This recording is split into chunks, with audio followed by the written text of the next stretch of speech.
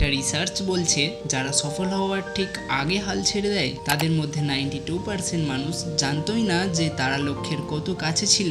ধরো তুমি মাটি খুঁড়ে সোনা খুঁজছো, তুমি জানো না আর মাত্র 1 ফুট খুঁড়লেই সোনা পাবে, কিন্তু কষ্ট হচ্ছে দেখে তুমি থেমে গেলে। এটাই বেশিরভাগ মানুষের সাথে হয়। কারণটা খুব সহজ, আমাদের মন সবসময় আরাম খোঁজে।